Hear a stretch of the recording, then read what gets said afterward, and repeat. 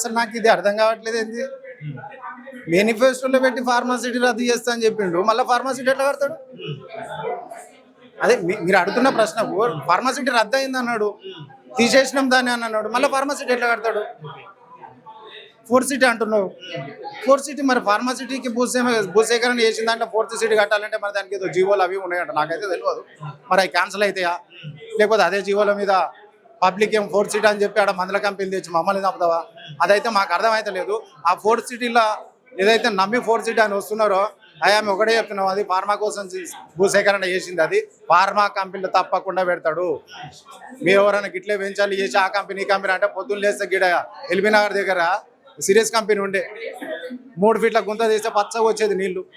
అలాంటి పరిస్థితి ఏర్పడుతుంది ఆడ. ఫార్మాసిటీ మాత్రం ఎట్టి పరిస్థితుల్లో మేము రానియం. మొదటి నుంచి మాకున్న నిదానమే అది. అంటే గత ప్రభుత్వాలు కూడా ఏమైనా మిమ్మల్ని రైతులు భూములు గుంజుకోవడం ప్రయత్నం చేసిందా, లేకపోతే కాంగ్రెస్ వచ్చినాక ఇట్లా జరుగుతుంది? అసలుకి 2016 నుంచి మొదలైంది ఇది. ఫస్ట్ అయితే 6,300 ఎకరాలకు స్టార్ట్ అయింది. సెంట్రల్ ఆమోదం పొందింది, జిమ్స్ వచ్చింది, బొమ్స్ వచ్చింది అని ఏదో కేసీఆర్ అయితే వచ్చినప్పుడు.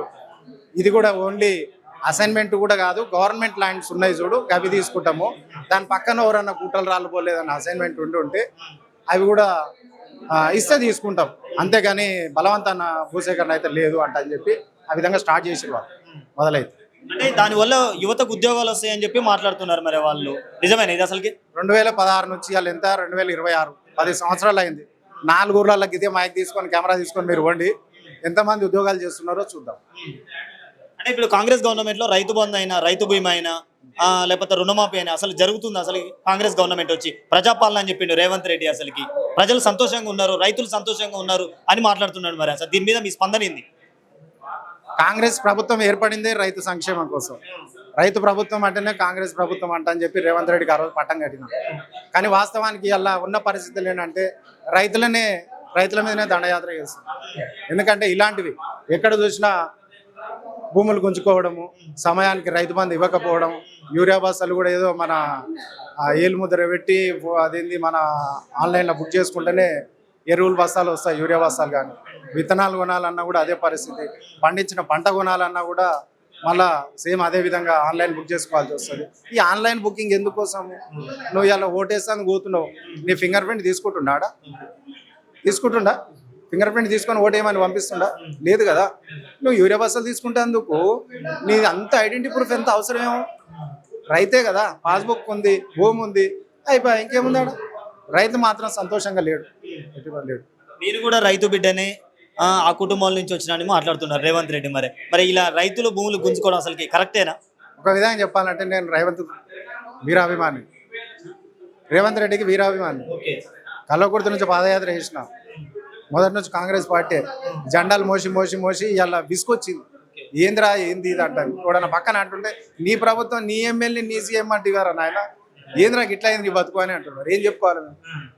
రేవంత్ రెడ్డి కూడా మాకు దూరం సర్కిలే, కానీ అక్కడ పోలేని పరిస్థితి. ఓనికన్నా చెప్పుకుందామనే ఫార్మా విషయం వద్దు, మీరు రావద్దు, వస్తే వేరే ఉండదు, అట్లాంటి పరిస్థితి. ఇప్పుడు రైతులు అక్కడ ఎన్ని ఎకరాలు భూములు నష్టపోతున్నారు ఈ గవర్నమెంట్ వల్ల? అసలు ఫస్ట్ అయితే వాళ్ళు 20,000 ఎకరాలు భూసేకరణ అని అన్నారు. అదే 20,000కి నేను టార్గెట్ పెట్టిండు. అది ఎట్లా 20,000 నేను చేస్తా, ఇంకో 10,000 ఎకరాలు నాకు కావాలంటే మళ్ళీ కొత్తగా స్టార్ట్ చేసి. ఎకరానికి ఎంత ఉంది అసలు డిమాండ్ అక్కడ? అసలు ఆడ ఒక్కొక్క దగ్గర 2 కోట్లు ఉంది, 3 కోట్లు ఉంది, 1.5 ఉంది. కోటికి అయితే తక్కువ లేదా? కోటికి అయితే తక్కువ లేదు. ఎంత గుట్ట కొనుక్కో, నువ్వు రోడ్లు లేని దగ్గర కోటికి అయితే. మొన్న సీఎం అన్నాడు, మన 4th సిటీలో ఏమన్నాడు, ఏమయ్యా విజయ్ పాండు మొన్న నేను భూమి కొన్నావంట కదా, ఏమైంది అంటాను. అంటే అన్న కొన్నా మొన్న 3 కోట్లు ఉండే 3-4 నెలల క్రితము, ఇలా 6 కోట్లు అయిందా అని అంటారు. అరే మాదేమో 8 లక్షలు 9 లక్షలు అంటావు, అవతలనే 3 కోట్లు 6 గంటలు అంటావు. ఇది ఎక్కడ న్యాయమయ్యా? ఇది ఎక్కడ న్యాయము? ఇదేంది? అల్టిమేట్గా మీరు రైతులందరూ ఇక్కడికి వచ్చినారు, బషీర్బాగ్ ప్రెస్ క్లబ్, ఏం చెప్పాలనుకుంటున్నారు గవర్నమెంట్కు?